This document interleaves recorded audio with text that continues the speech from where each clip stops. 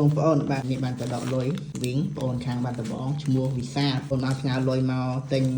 ឡានមួយគ្រឿងប្រភេទឡាន Drift Scale 1/24នេះបងប្អូនប្រភេទ model Porsche បាទអញ្ចឹងបងប្អូនថាបងពេលទទួលលុយហើយនឹងជួយថតដាក់ TikTok ខ្ញុំផងបាទជូនតាមសំណពរបងប្អូនបាទអញ្ចឹងឥឡូវយើងទុកលុយមិនឡាយសិនយើងចាប់ដើមឲ្យតេស្ត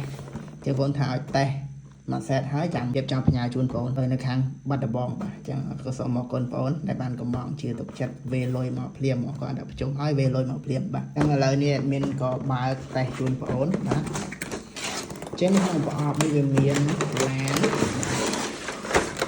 នៃឆ្នាំងសាកហើយនឹងទូលវិសកង់ប្រភេទកង់ racing កង់លបឿនកង់ដែលមានកលាប្រភេទបកគោច្រែបងប្អូនហើយតួឯករបស់យើងសំខាន់បំផុតនេះគឺឡាននេះហើយអ្វីដែលសំខាន់បន្តទៀតនេះគឺនេះតែឡេបងប្អូនអានេះសំខាន់ជាងគេដែរតែសំខាន់ទាំងអស់ហើយមួយទៀតអ្វីដែលសំខាន់គឺឆ្នាំងសាកដែរបងប្អូនមើលស្រួលយើងតេស្តជូនបងប្អូនឲ្យដោតសាកដំណើរការទាំងអស់ហើយបើយើងផ្ញើចេញទៅបាទអញ្ចឹងឲ្យចង់លម្អិតប្រភេទឡាននេះជូនបងប្អូនអរគ្នាមើលបាទទឹកថ្នាំយើងនិយាយពីទឹកថ្នាំស្អាតណាបងប្អូន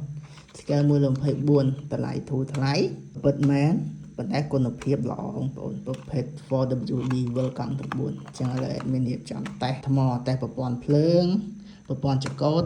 ជូនបងប្អូនហើយបានយើងរៀបចំដាក់ឲ្យបងប្អូនអញ្ចឹងឲ្យថ្មរបស់វានៅបាតក្រោមនេះបងប្អូនអញ្ចឹងយើងគាត់តែបាតហើយភ្ជាប់មកអាចលេងបានបងប្អូនបាទគាត់ហើយយើងចាប់ដើមបិទចូលវិញបិទឲ្យលឹកកប់អញ្ចឹងមកបងយើងមួលទល់យើងមួលខ្ចៅវិញមកបាទ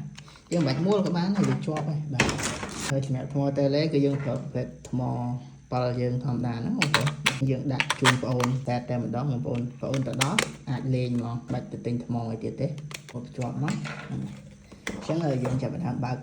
ភ្លើងទៅបងឡើយពេលដែលយើងបើកទៅវាមិនទាន់ connect គឺវាអញ្ចឹងហ្នឹងបងប្អូនលុតភ្លើងផ្លែចឹងយើងគ្រាន់តែបើកតែឡេមក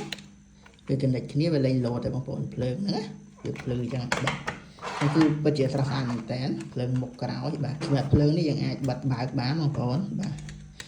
បាទយើងបិទអញ្ចឹងឲ្យបង្ហាញជូនបងប្អូនជាមួយមុខងារតែឡេនេះគឺមិនต้องបិទបើកតែឡេបាទ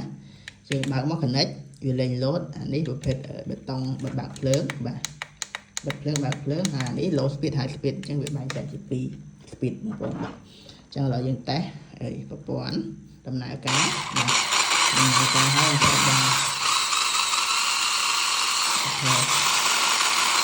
មែនតើបងប្អូនហើយចង្កូតប្រព័ន្ធចង្កូត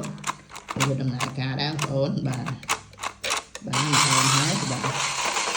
ឡានយើងបានតេស្តប្រព័ន្ធភ្លើងប្រព័ន្ធចង្កូតហើយដំណើរការហើយចឹងយើងរៀបចំផ្ញើជូនបងប្អូនហើយក៏សូមអធិស្ឋានបងប្អូនដែរប្រហែលជាងាយនេះអត់ទាន់ទេបងប្អូនបើសិនជាបងប្អូនបានឃើញវីដេអូនេះសូមអធិស្ឋានបងប្អូនដែរងាយនេះអត់ទាន់ទេបងប្អូនស្អែកប្រាប់ថាបងប្អូនណាស្អែកប្រាប់បងរៀបចំយកផ្ញើជូនបងឥឡូវនេះនៅផ្ទះឯកន្លែងនេះរវល់បន្តិចមានការបន្តអញ្ចឹងបានថតបង្ហាញជូនបងប្អូនហើយស្អែកផឹករៀបចំផ្ញើជូនបងប្អូនអរគុណ